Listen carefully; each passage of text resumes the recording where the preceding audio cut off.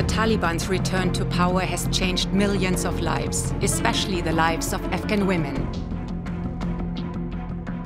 আন্তর্জাতিক অপরাধ আদালত বা আইসিসি তালিবানের দুই শীর্ষ নেতার বিরুদ্ধে জারি করেছে গ্রেপ্তারি পরোয়ানা। তাদের বিরুদ্ধে আফগানিস্তানে নারী ও মেয়েদের নির্যাতনের অভিযোগ এনেছে আইসিসি। হেগ ভিত্তিক এই আদালত এক বিবৃতিতে বলেছে, 2021 সালে ক্ষমতা দখলের পর থেকে সর্বোচ্চ নেতা হাইবাতুল্লাহ আখুনজাদা এবং প্রধান বিচারপতি আব্দুল হাকিম হাক্কানি নারী ও মেয়েদের প্রতি তাদের আচরণে মানবতাবিরোধী অপরাধ করেছেন বলে বিশ্বাস করার যুক্তিসঙ্গত কারণ রয়েছে। সেই সময় তারা 12 বছরের বেশি বয়সী মেয়েদের শিক্ষার সুযোগ এবং নারীদের অনেক চাকরি থেকে বঞ্চিত করার মতো একাধিক বিধিনিষেধ কার্যকর করেন।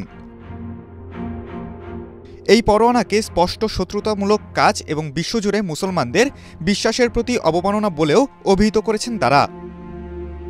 আফগানিস্তানে পুরুষ সঙ্গী ছাড়া একজন নারী কতদূর ভ্রমণ করতে পারবে তার উপরও বিধিনিষেধ রয়েছে এবং জনসম্মুখে নারীদের কণ্ঠস্বর উঁচু করার উপর ডিক্রি জারি করা হয়েছে।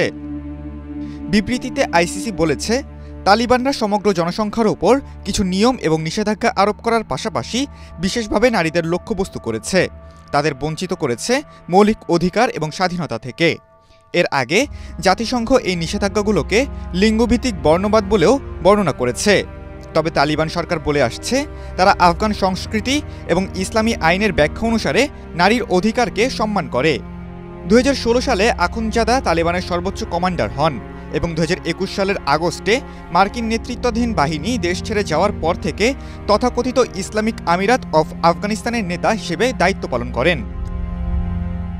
1980-র দশকে তিনি আফগানিস্তানে সোভিয়েত সামরিক অভিযানের বিরুদ্ধে ইসলামপন্থী গোষ্ঠীগুলোর লড়াইয়ে যোগ দিয়েছিলেন। খালিদুল ইসলাম তানভীর, এটিএন বাংলা।